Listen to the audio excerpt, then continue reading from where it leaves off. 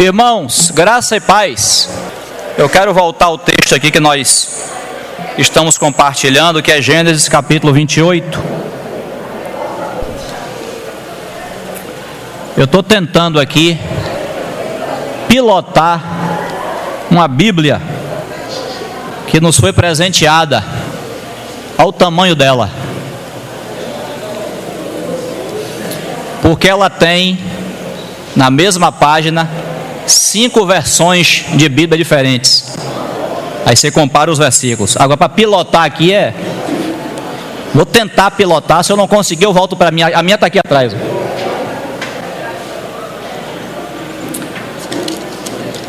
Gênesis capítulo 28, verso 10. Amém. Ainda tem irmãos circulando lá fora. A gente quer pedir aos irmãos, por favor, retornem e a gente vai. Obrigado, André. E a gente vai dar início então. Senhor, mais uma vez te agradecemos, porque estamos na tua presença. Podemos fazer memória do grande amor do Senhor no partir do pão. Tudo isso é privilégio que o Senhor nos dá. Dignidade nós não tínhamos, não merecíamos tudo isso, mas o Senhor, no teu grande amor, na tua misericórdia, o Senhor nos deu essa herança maravilhosa em Cristo Jesus. Louvado seja o teu nome, Senhor. Nós continuamos aqui na tua presença, pedindo a tua direção, pedindo o teu falar, pedindo que nos edifique nessa manhã. Venha cingir nossas mentes, venha nos livrar de tudo aquilo que atrapalha o desfrute do Senhor nessa manhã. Venha cingir nossas mentes, nos fazer esquecer das coisas que para trás ficam e avançar para as que diante de nós estão. Em nome de Jesus, glorifica o teu nome. Toma esse ambiente. Declaramos a vitória do Senhor sobre esse ambiente, sobre as nossas vidas. Que o Senhor nos edifique e nos fale. E tudo aquilo que for perturbação, tenha vindo do inimigo ou de nós mesmos, ou de qualquer outra fonte, o Senhor faça cair por terra. Em nome de Jesus. Estamos aqui na tua presença para a tua glória, Senhor. E dependemos de ti. Louvado seja o Senhor. Irmãos, então, Gênesis 28, verso 10, diz assim: Partiu Jacó de Berseba e seguiu para Harã. Tendo chegado a certo lugar, ali passou a noite, pois já era sol posto. Tomou uma das pedras do lugar, fez-la seu travesseiro e se deitou ali mesmo para dormir. E sonhou: eis posta na terra uma escada, cujo topo atingia o céu. E os anjos de Deus subiam e desciam por ela. Perto dele estava o Senhor e lhe disse: Eu sou o Senhor, Deus de Abraão teu pai e Deus de Isaque. A terra em que agora estás deitado eu te darei a ti e a tua descendência. A tua descendência será como o pó da terra, estender-te-ás para o ocidente e para o oriente, para o norte e para o sul. Em ti e na tua descendência serão abençoadas todas as famílias da terra. Eis que eu estou contigo e te guardarei por onde quer que fores, e te farei voltar a esta terra, porque te não desampararei, até cumprir eu aquilo que te he referido. Despertado Jacó do seu sono, disse: Na verdade, o Senhor está neste lugar, e eu não o sabia. E temendo disse: Quão temível é este lugar! É a casa de Deus, a porta dos céus. Então, tendo se levantado Jacó cedo de madrugada, tomou a pedra que havia posto por travesseiro e a erigiu em coluna, sobre cujo topo entornou azeite. E ao lugar, cidade que outrora se chamava Luz, deu o nome de Betel. Amém? Irmãos, nós falamos que ao considerarmos essa experiência de Jacó, esse sonho que o Senhor deu a Jacó, esse sonho cheio de significado, nós tínhamos pelo menos 2 coisas para poder considerar. Uma é a própria vida de Jacó, é a própria experiência de Jacó, quando ele é envolvido nesse sonho, quando ele descobre que aquele lugar que ele não sabia, ele estava distraído, mas aquele lugar tinha a presença de Deus, e ele chamou aquele lugar de Betel, que é a casa de Deus. Depois que Jacó é envolvido nessa experiência, ele não sabia, não foi ele que pediu, ele não orou para ter esse sonho, ele não orou para ter essa experiência, Deus deu a experiência, foi iniciativa de Deus. Quando Jacó passa por isso, a partir dali, nós já falamos, eu só estou recapitulando, nós já falamos isso nas semanas passadas. Quando Jacó passa por esse sonho, por essa experiência, a partir dali, Deus vai trabalhar na vida de Jacó para trazer ele de volta para a experiência da casa de Deus. Então nós lemos alguns versículos, eu vou citar, que a gente já leu em domingos anteriores. No capítulo 35, depois que Jacó passa por toda aquela luta lá na casa de seu sogro, de seu tio, e depois ele passa por experiências terríveis, familiares também, o Senhor manda ele voltar para Betel, porque aqui ele tem a experiência de Betel, ele vê a casa de Deus, mas ele sai daqui porque ele está indo para a Síria, para Arã, para a casa dos parentes de Rebeca, sua mãe. E o Senhor não deixou Jacó solto, porque o Senhor queria envolver Jacó com a experiência da sua casa, a casa de Deus. Então, mesmo Jacó tendo filhos, formando família, trabalhando, suando a camisa ali, sendo muitas vezes oprimido por seu tio, pela experiência, mas o Senhor usou tudo aquilo ali para trazer Jacó para Betel. Jacó, capítulo 35, Jacó, volte para Betel, aquele lugar onde Deus te apareceu, onde Deus falou com você. Betel, a casa de Deus, volte para esse lugar. Esse era o intento do Senhor. Então, na experiência de Jacó, é claro que os irmãos sabem, isso aqui não é só história, isso aqui não é só uma história sem aplicação, sem significado. O Senhor deixou registrado para que hoje a gente possa ler essa história e ouvir o falar de Deus sobre essa experiência aplicada aos nossos dias. Então isso aqui não é só história, aqui não é só conhecimento histórico. A gente tem que entender que Deus, Ele tem uma casa e Ele tem interesse que seus filhos trabalhem na edificação dessa casa. Em Mateus, lá no Novo Testamento, também nós falamos isso. Quando ninguém esperava, também foi surpresa, o Senhor abriu a boca no capítulo 16 de Mateus e disse: bem-aventurado és tu, Simão Barjonas, porque não foi carne e sangue quem tu revelou, mas eu também te digo que tu és Pedro, e sobre esta rocha, essa declaração que você acabou de fazer aí, eu edificarei a minha igreja, e as portas do Hades não prevalecerão contra ela. A mesma coisa, ninguém esperava o Senhor falar aquilo, ninguém nunca tinha ouvido falar daquela obra de edificação. Então, a partir dali, os discípulos passaram a entender que o Senhor tinha uma casa que Ele estava edificando.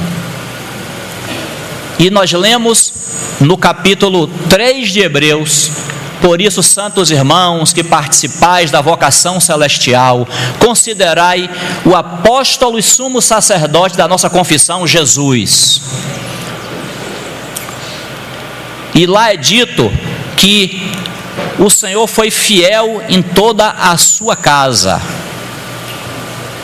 E diz que assim como Moisés foi fiel na casa de Deus, o Senhor Jesus também foi fiel na sua casa, com uma grande diferença: é que Moisés era servo, Moisés trabalhava na casa de Deus, mas o nosso Senhor é o dono da casa.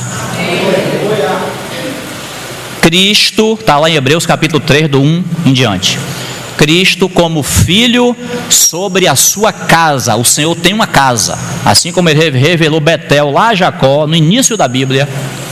Hebreus diz: Cristo como filho sobre a sua casa. O Senhor tem uma casa, a qual casa somos nós. É o aspecto coletivo da igreja, é a casa de Deus.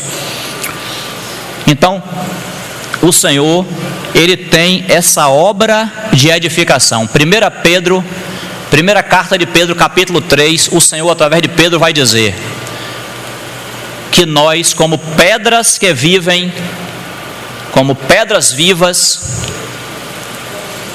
nós somos edificados casa espiritual. Então é sempre a Bíblia aqui apontando para o nosso viver como igreja. O nosso viver não é só mais individual. Nós temos um viver individual que é importante, que deve ser fortalecido, mas o Senhor também nos chamou para um viver coletivo. Um viver em que você olha para o lado e você diz: não estou sozinho, Deus me deu uma família. Essa é a casa de Deus. São meus irmãos e irmãs que eu nem conhecia, muitos eu nem conhecia, muitos eu encontrei na fé, mas Deus me deu essa família. Então Deus tem um viver coletivo e é importante para nós. Deus começou a revelar esse viver para Jacó lá em Gênesis, tanto que ele muda o nome da cidade, se chamava Luz, e agora ele falou assim: não, aqui não é só luz não, aqui é a própria casa de Deus. Jacó falou, irmãos, que ali era a casa de Deus, porque aquele lugar tinha a presença de Deus.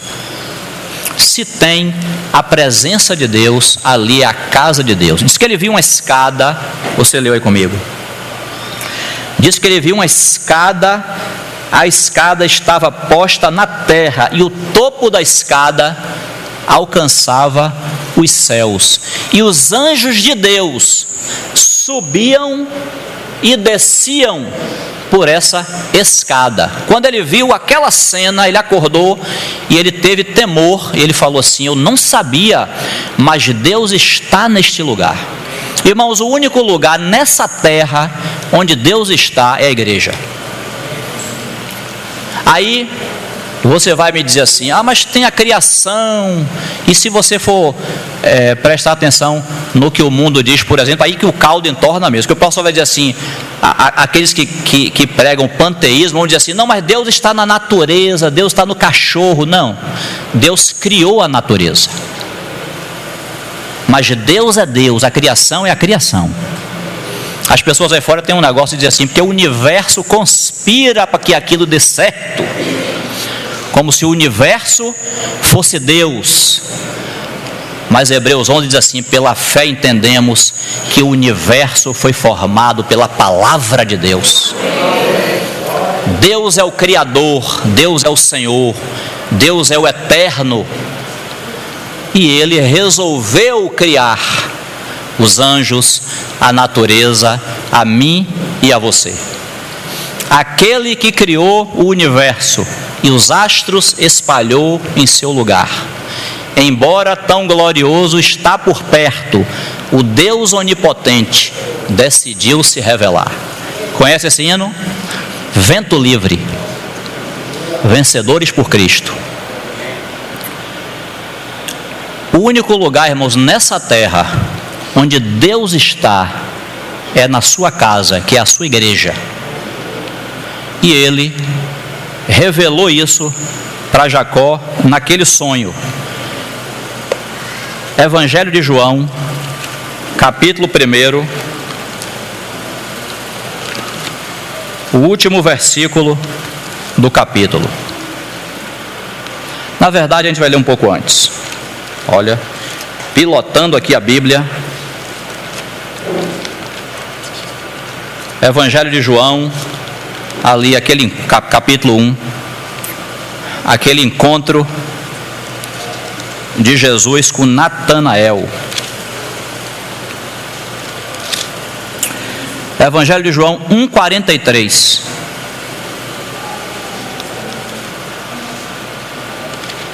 Deixa eu conferir se é isso mesmo, que eu estou pilotando a Bíblia aqui ainda, viu? Vamos lá. No dia imediato, resolveu Jesus partir para a Galileia e encontrou a Filipe, a quem disse: segue-me. Ora, Filipe era de Betsaida, cidade de André e de Pedro. Aí diz assim: Filipe encontrou Natanael e disse-lhe: achamos aquele de quem Moisés escreveu na lei e a quem se referiram os profetas, Jesus o Nazareno, filho de José. Perguntou-lhe Natanael: de Nazaré pode sair alguma coisa boa? Respondeu-lhe Filipe: vem ver. Jesus viu Natanael aproximar-se e disse a seu respeito: eis um verdadeiro israelita em quem não há dolo. Perguntou-lhe Natanael: de onde me conheces? Respondeu-lhe Jesus: antes de Filipe te chamar, eu te vi, quando estavas debaixo da figueira. Então exclamou Natanael: mestre, tu és o Filho de Deus, tu és o Rei de Israel. Aleluia. Ao que Jesus lhe respondeu: por que te disse que te vi debaixo da figueira, crês? Pois maiores coisas do que estas verás. E acrescentou: em verdade vos digo, que vereis o céu aberto e os anjos de Deus subindo e descendo sobre o Filho do Homem. Pronto, irmãos. Versículo 51. E acrescentou: em verdade vos digo, que vereis o céu aberto e os anjos de Deus subindo e descendo sobre o Filho do Homem. Se você não sabia, você está sabendo agora. Aquela escada do sonho de Jacó é o nosso Senhor Jesus Cristo. Está aqui, ó. Vereis o céu aberto e os anjos de Deus, meu movimento, ó, subindo e descendo sobre o Filho do Homem. O nosso Senhor Jesus ligou a terra com o céu. O nosso Senhor Jesus trouxe o céu para a terra. O nosso Senhor Jesus é a única ligação que nós temos com Deus, com o céu, com as coisas celestiais. É essa escada maravilhosa. Se não fosse essa escada, a gente ia viver eternamente condenado aqui embaixo. Mas o Senhor veio, Ele levou cativo o cativeiro, subiu as alturas para encher, para dar sentido a todas as coisas. Esse é o nosso Senhor Jesus. Irmãos, e onde existe essa expressão, isso é Betel, a casa de Deus. Por isso que Jacó falou que esse lugar é terrível. É a casa de Deus, é a porta dos céus. Porque nós falamos na semana passada que existem nessa revelação da casa de Deus no Antigo Testamento, o Senhor tem ali 3 lugares. É importante prestar atenção aos lugares. E no mapa, é interessante, no mapa esses 3 lugares estão quase que em linha, né? Depois você pode conferir na sua Bíblia. Esses 3 lugares, ó, se você fizer assim, ó, o número 3 deitado assim, ó, na sua mão, o dedo do meio é Betel. Aí depois, ao norte vem Siló, e descendo por último ao sul é Jerusalém. Esses 3 lugares que a Bíblia apresenta como associados a essa revelação da casa de Deus, em cada um deles o Senhor vai chamar a atenção para uma coisa. E aqui, começando a revelação do que é a casa de Deus, você tem esse sonho de Jacó. E aí você aprende, a casa de Deus é a casa de Deus porque tem a presença de Deus. Tem a presença de Deus e é um lugar terrível. Engraçado, a primeira vez que o Senhor menciona a casa de Deus para Jacó, Betel, Ele poderia trazer uma palavra assim mais suave. Essa revelação poderia ser apresentada para nós de uma maneira mais palatável, mas não, já chegou logo como tinha que chegar. É um lugar terrível. A casa de Deus é terrível, porque tem a presença de Deus, E onde Eclesiastes diz assim, ó, guarda o teu pé quando entrares na casa de Deus. Você não está na sua casa. Você não faz o que você quer na casa de Deus. Você faz na sua casa. E olhe lá, que até na sua casa tem restrição. Que a mulher puxa a sua orelha, ou você puxa a orelha dela. Até na casa tem governo, tem ordem. Na casa de Deus muito mais. Aquele versículo de Atos 2,42 em diante, e perseveravam na doutrina dos apóstolos, no partir do pão, na comunhão, nas orações. Que maravilha, que vida abençoada dos irmãos ali, começo da igreja. Aí diz assim, em cada alma havia temor. Está vendo? A igreja, a casa de Deus, Betel, é um lugar de comunhão, de partir do pão, de doutrina dos apóstolos, de orações, mas também de temor, porque eu sei que eu estou aqui na presença de Deus. A igreja é um lugar que tem a presença de Deus, logo eu não posso fazer o que eu quero. É um lugar de temor. E aí diz assim, e muitos sinais e prodígios eram feitos por meio dos apóstolos. Então, tem milagres, tem a operação do Senhor na igreja. Tem a operação do Senhor visível e a invisível. Porque às vezes a gente só diz que Deus está operando quando a gente vê. Tem tanta coisa que Deus está fazendo que a gente não está vendo. Então, na igreja, na casa de Deus, tem a operação do Senhor. E diz que não havia necessitado entre eles também. Ou seja, é um lugar de pastoreio, de cuidado, de se preocupar. Eu fui na casa do irmão e eu olhei e eu percebi que a despensa estava vazia dele. Será que não está na hora de mandar uma oferta para o irmão? Tem que fazer essa pergunta. É lugar de cuidado, de pastoreio. É uma vida maravilhosa. É Betel, é a casa de Deus. Então o Antigo Testamento, até o Novo Testamento, ele vai prosseguir, Deus nos revelando aspectos dessa obra que ele tem de edificação, a sua casa. E ele começou aqui com Jacó, é a porta dos céus, é a casa de Deus. Oh, Deus tem uma casa, Deus tem uma casa, e não somente isso, mas ele nos chamou para edificar essa casa com a gente, porque a gente é a pedra viva, ele é a pedra angular.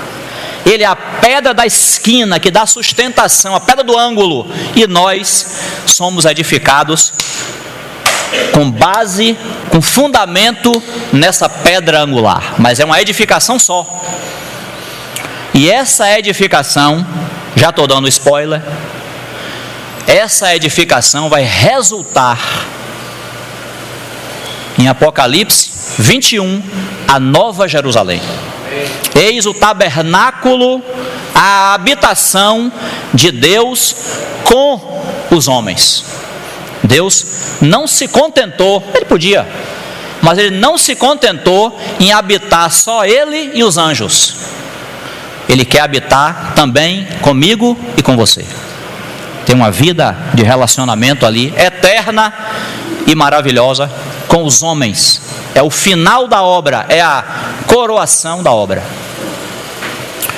Então essa obra vem prosseguindo. Irmãos, e aí vamos lá, vou tentar pilotar a Bíblia grande aqui, para a gente poder fazer uma visita a alguns versículos, porque a casa de Deus começou a ser mostrada ali em Gênesis 28. Ela vai continuar sendo mostrada. Deus tem interesse em mostrar para nós essa obra que ele tem. Abra comigo, por favor, Êxodo capítulo 25.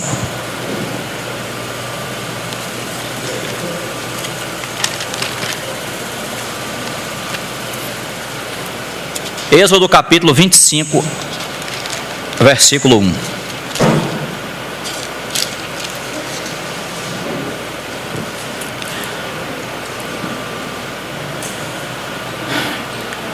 Enquanto você pega aí, lembre o seguinte: esse capítulo que nós vamos ler agora, Israel já foi libertado do Egito,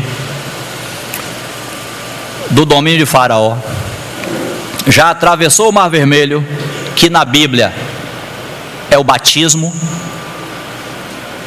e agora ele está no deserto, recebendo de Deus as instruções, porque Deus vai guiar ele até Canaã, que é a terra prometida, e lá vai haver um santuário, vai haver um lugar de adoração lá em Canaã, mas no deserto o Senhor já está providenciando um meio móvel, um meio itinerante de adoração para o seu povo. Esse meio é esse tabernáculo que ele ordena que Moisés construa. Bora ler? Êxodo 25, verso 1. Disse o Senhor a Moisés: fala aos filhos de Israel que me tragam oferta de todo homem cujo coração mover para isso, dele recebereis a minha oferta. Esta é a oferta que dele recebereis: ouro e prata e bronze e estofo azul e púrpura e carmesim e linho fino e pelos de cabra e peles de carneiro tingidas de vermelho e peles finas e madeira de acácia, azeite para a luz, especiarias para o óleo de unção e para o incenso aromático, pedras de ônix e pedras de engaste para a estola sacerdotal e para o peitoral. E me farão um santuário para que eu possa habitar no meio deles, segundo tudo o que eu te mostrar, para modelo do tabernáculo e para modelo de todos os seus móveis, assim mesmo o fareis. Está vendo? A gente está, especialmente por causa dos irmãos mais novos, eu sei, a gente sabe que os irmãos entre nós, a maioria já tem conhecimento dessas verdades, mas para quem já tem conhecimento, a gente revisa e reforça a nossa visão. Para quem nunca ouviu, está aprendendo agora, né? O Senhor, ele então resolve digamos assim, materializar o sonho de Jacó. De que maneira? Mandando construir um lugar físico para adoração. Aquilo que Jacó viu em sonho, uma escada, a presença de Deus num lugar, ligando o céu e a terra, agora vai ser materializado no tabernáculo que o Senhor manda Moisés construir. E esse tabernáculo vai ser o lugar de adoração enquanto Israel estiver caminhando no deserto. Você conhece a história e a gente vai passar por ela novamente. Quando Israel percorre o deserto e chega em Canaã, lá vai ter um santuário fixo, porque porque Israel não vai mais se movimentar para os lugares, ele vai estar agora na terra de Canaã. Então agora o tabernáculo, que era desmontável, agora vai passar a ser uma casa fixa, um santuário construído num lugar que o Senhor vai mostrar. Mas aqui agora eles estão no deserto. Veja, novamente a gente diz, iniciativa de Deus, não foi Moisés que orou. Senhor, por que o Senhor não pede para a gente construir um tabernáculo? Não, iniciativa de Deus, o que mostra que a obra é de Deus. Lembra daquela história? Quando você e eu chegamos aqui, a obra já estava em andamento, lembra disso? Então não foi a gente que deu a ideia. Quando você se converteu e eu me converti, a gente já encontrou os trabalhadores trabalhando, e o arquiteto e o edificador já tinha dado as coordenadas. Então aqui também está sendo mostrado que não foi ideia de Moisés, bora construir um tabernáculo para poder, não. O Senhor manda receber as ofertas e diz: vocês vão me construir um santuário e daqui, a partir daqui, do capítulo 25, vai ter todas as instruções para se construir o santuário, que é para receber as ofertas, que é para o serviço sacerdotal, é para Deus vir ali e contemplar o sangue do sacrifício e perdoar o seu povo. É todo um rito, é todo um serviço que vai ser iniciado a partir dali. Foi Deus que mandou. É importante entender isso, porque a gente não chega para fazer regra na obra de Deus, a gente chega para se submeter. A gente chega para dizer: é o que, Senhor, que é para fazer? É isso aqui. Então, amém, Jesus. A gente diz sim, amém. E na linguagem do Novo Testamento, as regras são a doutrina dos apóstolos. O que eu recebi do Senhor, isso mesmo eu vos entreguei. É a palavra de Deus que é o guia para a igreja. As regras já foram feitas, não são as ideias humanas, por mais interessantes que elas possam ser, por mais convenientes que possam ser, mas as ideias humanas não determinam a obra de Deus. Deus tem uma obra, Deus tem uma edificação, Deus tem regras, Deus tem a sua palavra, Deus tem os seus princípios. A nós, a mim e a você, cabe segui-los. E Ele já nos deu graça e sabedoria para seguir a todos eles. Muitas vezes, muito problema na vida cristã é que a gente briga com a palavra de Deus. O Senhor já determinou que o negócio é daquele jeito, mas a gente fica tentando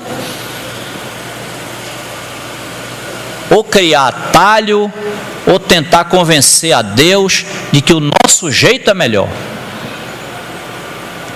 Mas a palavra de Deus, as regras, os princípios são imutáveis. Sabe quando é que a gente é feliz? Quando a gente se submete. É a versão bíblica daquele ditado popular: aceita que dói menos. Marcelo sempre gosta de lembrar esse versículo que está em Provérbios: o que guarda a lei, esse é feliz. Quer ser feliz? A felicidade do crente não é quando a conta bancária está recheada, não é quando todas as contas estão pagas, não é quando está com saúde, embora a gente queira tudo isso. Eu não me importo se a conta bancária estiver cheia, não. Você se importa? Se você chegar e dizer assim: esse mês chegou aqui o dia 10, o dia 15, todos os boletos estão pagos, você vai ficar triste? Maravilha! E ainda sobrou para eu ajudar os necessitados. Maravilha, mais ainda. Mas, observe, olha o ponto. Mas se a nossa felicidade for só isso, quando chegar o dia 15, que você olhar: estou com saúde, minha família está com saúde, estou bem empregado, as contas estão pagas, ainda tem dinheiro no banco, vai vir um vazio a seu coração, porque tudo isso é terreno. A nossa felicidade está no nosso Senhor Jesus Cristo. Então, a felicidade do crente é se submeter a Deus. Jesus falou assim: ó, bem-aventurado aquele que não acha em mim motivo de tropeço. Às vezes a gente acha no Senhor, não é que Ele vai fazer a gente tropeçar, não. É porque a gente queria que Ele agisse de outra maneira e Ele não vai agir. Aí a gente tropeça, na verdade, por causa da nossa teimosia. Ele falou isso para João, mandou recado para João. João perguntou, mandou os discípulos dele perguntar: pergunte lá a ele: és tu aquele que havia de vir, ou a gente vai esperar outro? Naquele momento ali é como se a fé de João tivesse enfraquecido, porque João anunciou o Messias. João viu a pomba. Ele tinha ouvido a voz do Senhor dizendo: olhe, aquele sobre quem descia o Espírito Santo é Ele. João, quando viu Jesus passar, falou assim: eis o Cordeiro de Deus, que tira o pecado do mundo. Quando João falou isso, os próprios discípulos dele passaram a seguir Jesus. Então João, aquela fé toda forte, às vezes a gente está assim, a gente está firme no Senhor, mas aí alguma circunstância faz a nossa fé fraquejar. A gente tem que correr para o nome do Senhor, para a comunhão da igreja, para a gente se fortalecer de novo.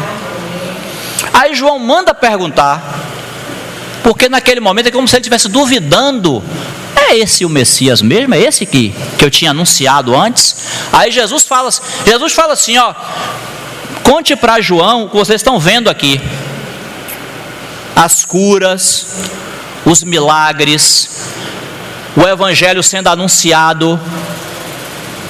E aí Jesus fala isso: e bem-aventurado aquele que não acha em mim motivo de tropeço. Porque Jesus não faz ninguém tropeçar, não. É a gente que tropeça na nossa própria fraqueza. Então o Senhor teve aqui a iniciativa. Irmãos, é tão sério, eu não consigo falar desse assunto sem lembrar. As coisas de Deus são simples, complicados somos nós. Olha, eu vou falar isso, até, não sei se eu vou me cansar de falar isso, mas toda vez que tem partido do pão, que eu estou comendo do pão e bebendo do cálice, eu olho aqueles dois elementos, meu Deus, quanta simplicidade para fazer memória do grande amor do Senhor. Quanta simplicidade partir o pão. Quando vocês partirem esse pão e beberem do cálice, lembrem de mim. Só quanta simplicidade e quanta realidade. Agora a gente é complicado, a gente quer enfeitar, quer botar um bocado de coisa que Deus não botou. E o Senhor não fica satisfeito, porque o Senhor fica satisfeito com aquilo que Ele mandou a gente fazer. Aí a gente faz, Ele fica satisfeito. Por isso que lá em Neemias, o povo estava ouvindo a palavra de Deus, que estava chorando, estava se lamentando, porque a palavra de Deus nos confronta. Quando você ouve a palavra, você é provocado, você é confrontado, e o povo estava chorando. Mas naquele dia ali, os irmãos disseram: não é para chorar, nem para se entristecer, não é para se alegrar, porque Deus está alegre. A alegria do Senhor é a nossa força. E aí, aquele dia, irmãos, era dia de alegria. Sabe por quê? Porque os irmãos tinham voltado de Babilônia. O Senhor não queria o seu povo em Babilônia.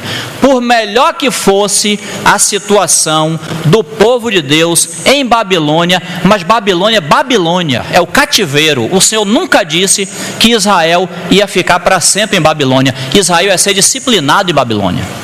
Mas ia chegar um dia, como chegou, que o Senhor ia soltar o pregão. Ia dizer: ó, acabou, passou 70 anos, agora é para voltar. É para edificar, olha a edificação, é para edificar a casa de Deus, a cidade de Jerusalém, que é, a gente vai chegar lá, já estou no spoiler, já estou avançando a pregação, mas é isso, a casa de Deus, a cidade de Jerusalém, o lugar que o Senhor escolheu para fazer habitar o seu nome, é para voltar para lá. Então, aqueles irmãos que ouviram o chamado, Apocalipse 2 e 3, cada carta ali no final, o Senhor diz: quem tem ouvidos, ouça o que o Espírito diz às igrejas. Então, a gente fala do Novo Testamento, lembra do Antigo, é assim, né? Então, aqueles irmãos que ouviram o chamado do Senhor para sair de Babilônia e vir edificar a casa do Senhor e a cidade de Jerusalém, eles tinham que estar alegres. Eles tinham que negar suas emoções ali. Senhor, minha emoção está querendo chorar, mas o Senhor está alegre com o que está acontecendo aqui. É para dar um nó na alma. A alma quer chorar, quer se entristecer, mas epa, Deus está alegre, eu vou me alegrar com Ele também. É a obra de edificação, é a casa de Deus. Então, o Senhor é que teve a iniciativa de pedir para Moisés construir esse tabernáculo, que seria o seu santuário, né? Aí a gente vai pedir a ajuda do livro de Atos, aquela pregação ali de Estevão, no capítulo 7 de Atos, né? No capítulo 7 de Atos, ali Estevão está contando a história ali para o povo de Israel. Vamos abrir, por favor, ali. Atos capítulo 7. Estevão vai chegar nessa parte da história em que Moisés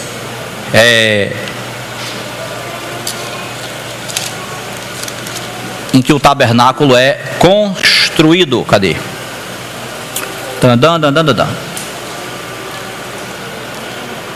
Atos capítulo 7. Já estou encontrando o versículo aqui, só um minutinho. 31, Jailson?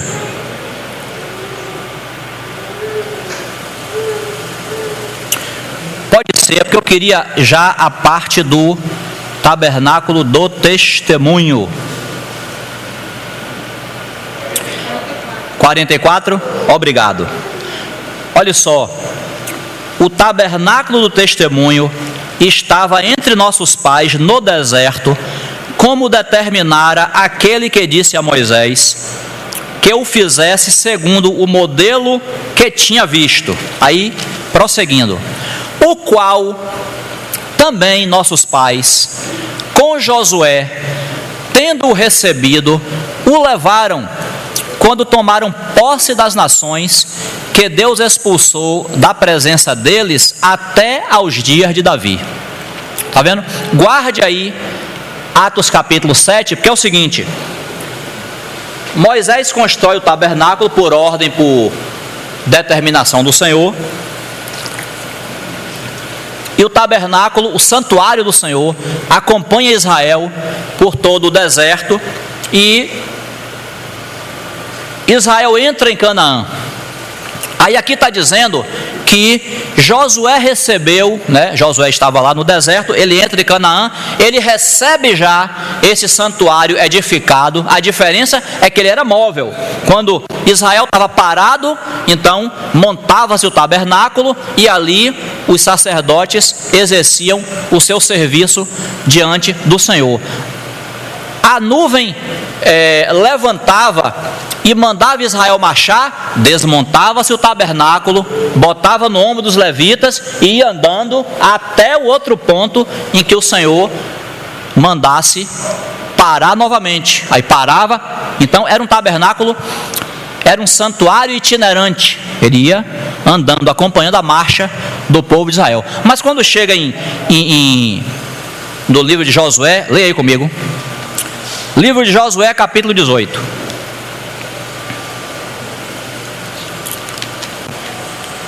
É bom que você vai exercitando seus dedos aí. Livro de Josué, capítulo 18. Cadê? Eu estou em Juízes.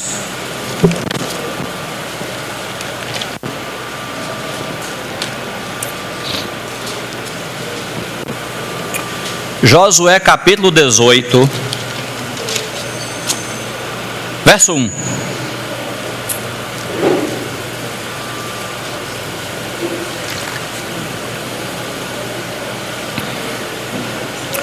Reuniu-se toda a congregação dos filhos de Israel em Siló, e ali armaram a tenda da congregação, e a terra estava sujeita diante deles.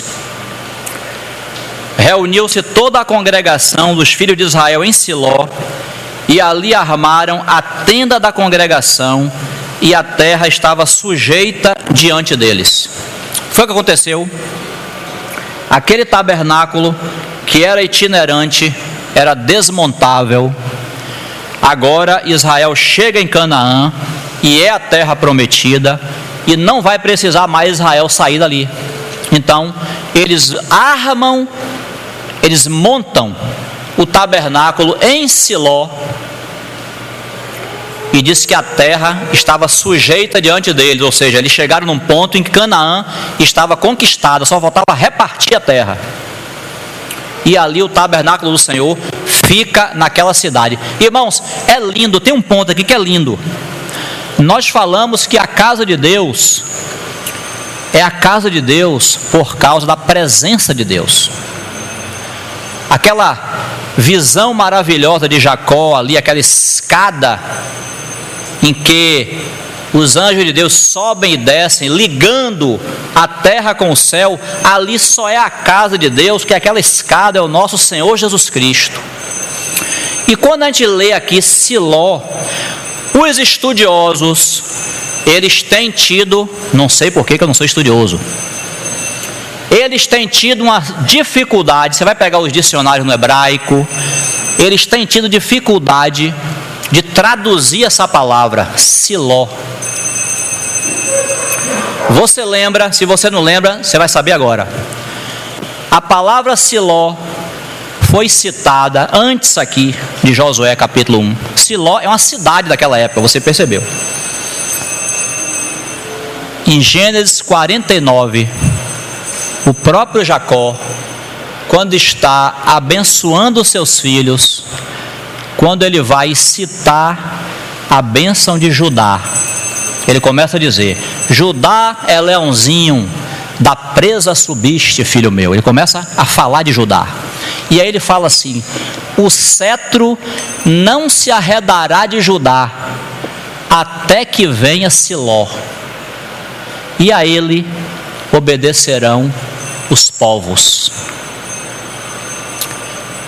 Os estudiosos têm tido certa dificuldade de traduzir essa palavra Siló, mas há estudiosos que veem claramente nessa profecia de Jacó para Judá uma referência clara ao Messias, até que venha Siló, porque uma das traduções de Siló é aquele que traz a paz.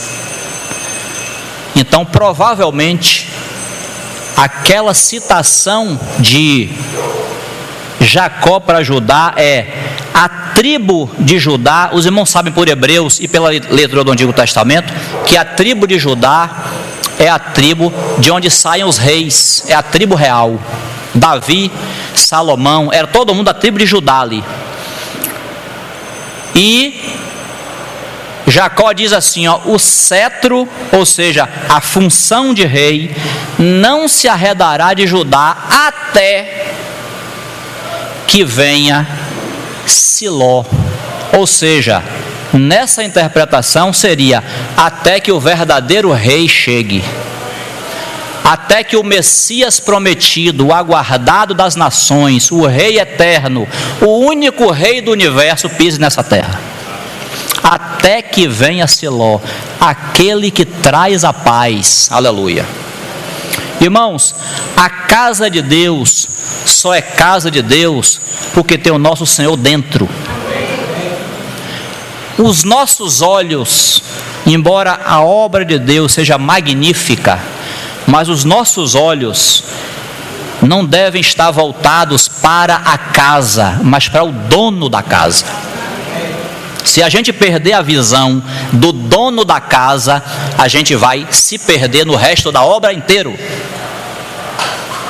Então, o tabernáculo não foi planejado por nenhum homem. O tabernáculo, ele sai do deserto e ele para em Siló. O santuário do Senhor agora está em Siló. Novamente, a gente está vendo que, embora o Senhor tenha uma obra de edificação, essa obra é com o seu povo, essa obra é comigo e com você, mas o centro, o propósito, o mais importante dessa obra é seu Filho Jesus Cristo. Então ele é aquele que nos traz a paz, é o príncipe da paz. Então, ó, o que Estevão falou, a gente leu em Atos capítulo 7, é que Josué recebe esse tabernáculo e monta ele em Siló. Agora o tabernáculo, o santuário do Senhor, está num lugar fixo. E ali, acompanhe comigo aí, final de Juízes, aí na frente, né? Final de Juízes,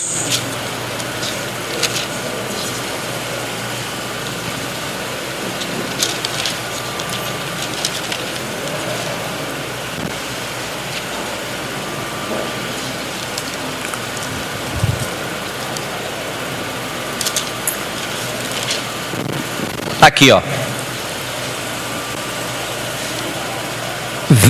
Capítulo 21, versículo 19.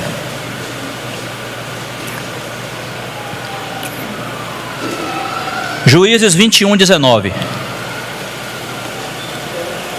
Diz assim, ó: então disseram: eis que de ano em ano a solenidade do Senhor, aonde? Você achou aí? Onde é que tinha solenidade ao Senhor anualmente? Em Siló, tá vendo? Que se celebra para o norte de Betel, tá vendo? No mapa, Siló fica subindo ao norte de Betel, do lado do nascente do sol, pelo caminho alto que sobe de Betel a Siquém e para o sul de Lebona. E prosseguindo aí, 1 Samuel aí no capítulo 1. 1 Samuel aí, quando fala de Elcana. 1 Samuel capítulo 1, verso 3, né? Aí está falando sobre Elcana. É logo aí na frente, né? O livro, você está em Juízes, 2 livros depois, aí está 1 Samuel. O primeiro livro de Samuel, capítulo 1, verso 3. Diz assim, ó: este homem, se referindo a Elcana, este homem subia da sua cidade de ano em ano a adorar e a sacrificar ao Senhor dos Exércitos em Siló. Ou seja, tabernáculo do Senhor, o santuário do Senhor agora é fixo. Agora Israel tem que subir de onde ele está. O tabernáculo não é mais itinerante como era no deserto, que acompanhava a marcha do povo. Agora o povo está fixo em Canaã e o santuário também. Aí agora Elcana e todos os outros israelitas, eles têm que sair da sua cidade, porque tem festa ao Senhor anualmente em Siló, no santuário do Senhor. Todo israelita sabia. Você conhece o texto, se você não conhece, você vai ler depois, Deuteronômio capítulo 12. Todo israelita sabia que ele não podia celebrar festa ao Senhor, oferecer sacrifício ao Senhor em qualquer lugar. Tinha que ser no lugar determinado pelo Senhor. E essa noção de lugar de adoração é muito importante, irmãos. Muito importante para nós hoje. A noção, veja, ainda que você me diga, e é verdade, ainda que você me diga que no Antigo Testamento existia um lugar fixo, um lugar físico de adoração, que nesse caso aqui, nesse ponto da história, é Siló. Então, se eu morasse lá na Galileia, lá no norte de Israel, lá em cima, na ponta do mapa de cima, eu tinha que descer para Siló para celebrar a festa ao Senhor. Poxa, Senhor, mas é longe, mas tem que ir. Mas, Senhor, eu tenho 32 filhos, leva todos os 32. Mas, Senhor, eu tenho muita bagagem para levar, leva tudo. Mas tem que ir ao lugar determinado pelo Senhor para ali se alegrar, ali celebrar a festa. Tinha um lugar de adoração. Eu não sei se eu vou dar spoiler logo agora, mas essa noção do Antigo Testamento, essa noção de lugar de adoração é importante para mim e para você hoje no Novo Testamento, na era da igreja. Vamos lá. Então Estevão está dizendo, lá em Atos 7, que agora o tabernáculo está fixo em Siló. Então as festas do Senhor, o serviço sacerdotal agora é em Siló. Onde é que eu vou buscar o Senhor? Onde é que eu vou ouvir o sacerdote? Onde é que eu vou levar minha oferta? Onde é que eu vou celebrar a Páscoa? Em Siló. Nesse ponto da história é. Aí volta comigo, por favor, lá para Atos capítulo 7. A gente vai ter que terminar e continuar na semana que vem, permitindo o Senhor. Mas é porque Estevão está resumindo para nós a história. Eu acho joia, não sei se você gosta também, esses capítulos da Bíblia, onde a Bíblia resume a história. Salmo 78, Atos capítulo 7, Atos 14. Então, existem capítulos da Bíblia que resumem a história da Bíblia. Claro, partes da história. E você vai pegando os resumos e vai formando, vai montando o quebra-cabeça todo. E Estevão está aí pregando no capítulo 7. A gente parou no quê? No 40 e... A gente leu o 44. Eita, aqui ó. O 45 diz que, tendo recebido o tabernáculo, o levaram quando tomaram posse das nações que Deus expulsou da presença deles até os dias de Davi. Aí diz assim, ó, este, se referindo a Davi, este achou graça diante de Deus e lhe suplicou a faculdade de prover morada para o Deus de Jacó. Mas foi Salomão quem lhe edificou a casa. Os irmãos lembram que nós lemos aqui a semana passada o texto de 2 Samuel, capítulo 7, em que Davi vira-se para Natã, o profeta, e diz assim: eu moro numa casa de cedros, mas a arca do Senhor encontra-se numa tenda. Aquilo incomodou Davi. Eu que não sou nada, um pecador, eu moro num palácio, eu moro numa casa de alto padrão, mas a arca do Senhor de toda a terra, sobre a qual se invoca o nome do Senhor dos Exércitos, está numa tenda, tem alguma coisa errada. Aquilo incomodou o coração de Davi, é o que Estevão está contando aqui. E Davi acaba pedindo a Deus: Senhor, deixa eu te edificar uma casa, como o Senhor merece uma casa. Nós falamos isso a semana passada, lembrando da experiência de Jacó. Tudo que aconteceu com Jacó foi para voltar os olhos dele para a obra de Deus. Então, Davi tinha também esse incômodo. Ele suplicou: Senhor, a arca está numa tenda, Senhor, deixa eu edificar uma casa maior do que essa que eu moro aqui, porque o Senhor merece muito mais do que isso. Mas só que o Senhor, aqui está dizendo, na verdade não é Davi que edifica essa casa, é o seu filho, é Salomão. Deus está prestando atenção em tudo isso e está deixando registrado. E o versículo 49 diz assim, 48 diz assim, entretanto, veja, irmãos, não habita o Altíssimo em casas feitas por mãos humanas, como diz o profeta. Isso é Isaías 66. O céu é o meu trono e a terra é o estrado, é o tapete dos meus pés. Que casa me edificareis, diz o Senhor, ou qual é o lugar do meu repouso? Ou seja, irmãos, a iniciativa, quando nós lemos lá aquele texto de Êxodo 25, a iniciativa de ter um santuário para habitar no meio do seu povo foi de Deus. Deus quis vir morar com a gente. Está escrito e está claro que Deus não habita em casas feitas por mãos humanas. Ele quis habitar. É diferente.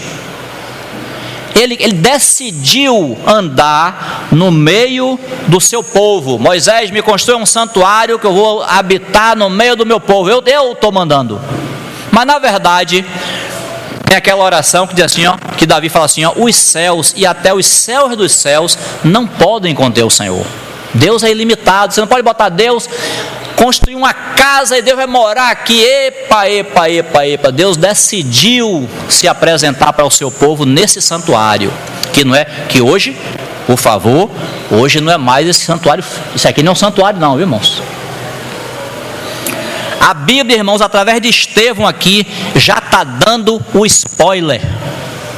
Que spoiler, Luciano, que a obra de Deus no Antigo Testamento era uma casa física, mas hoje é espiritual, é a igreja, a qual casa somos nós. Hebreus capítulo 3.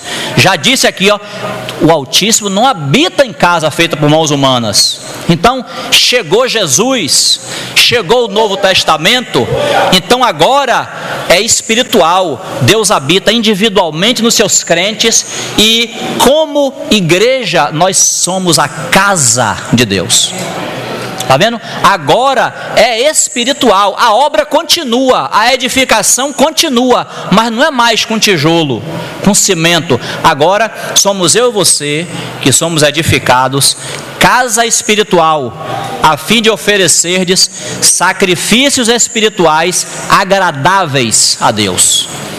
Deus prossegue nessa obra, Deus não perdeu de vista a sua casa, Ele quer habitar com o seu povo, Ele quer habitar junto conosco. Por isso que lá, Hebreus diz, a qual casa somos nós. Deus não perdeu esse intento, Deus não muda, mudamos nós, Deus não. Mas irmãos, eu vou terminar exatamente com Hebreus capítulo 3. Leia lá comigo, porque você reparou que Hebreus capítulo 3, quando fala a qual casa somos nós, existe ali uma condicional.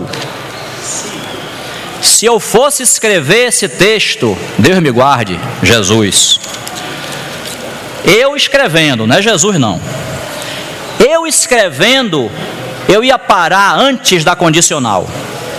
Mas como foi o Espírito Santo que escreveu, então tem uma condicional aí. Hebreus capítulo 3, verso 5. E Moisés era fiel em toda a casa de Deus, como servo para testemunho das coisas que haviam de ser anunciadas. Cristo, porém, como filho em sua casa, a qual casa somos nós. Aí diz assim, se... Está vendo a condicional aí? Se guardarmos firme até ao fim a ousadia e a exultação da esperança. Tem uma outra versão que diz, se guardarmos firme, se tão somente conservarmos firme a confiança e a glória da esperança até o fim. Irmãos, essa condicional, embora ela seja muito maior do que o que eu posso falar aqui, mas o fato de o Espírito Santo ter colocado aqui uma condicional, quando ele diz assim, ó, a qual casa somos nós, se guardarmos até o fim a exultação da esperança. Isso quer dizer, por isso que eu falei aos irmãos, esse conceito de lugar de adoração que vem do Antigo Testamento, ele desembarca no Novo Testamento.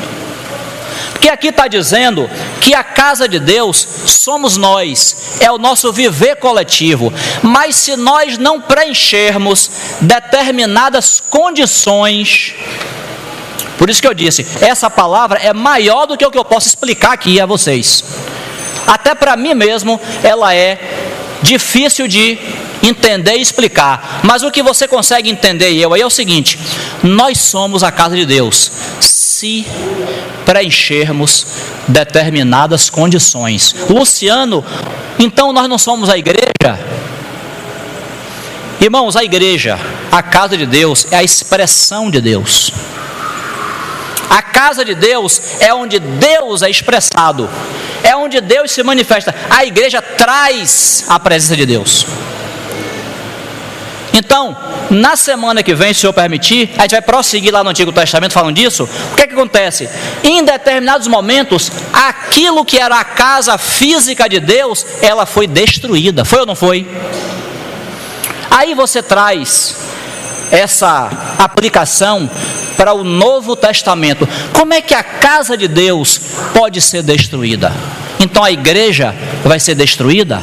Não, irmãos, mas o testemunho da igreja, que essa é a casa de Deus, é o testemunho, é o que a igreja representa, é o que a igreja mostra, é o que a igreja exibe, isso pode ser destruído, isso pode ser manchado, isso pode ser prejudicado, e naquele momento você não ter a casa de Deus.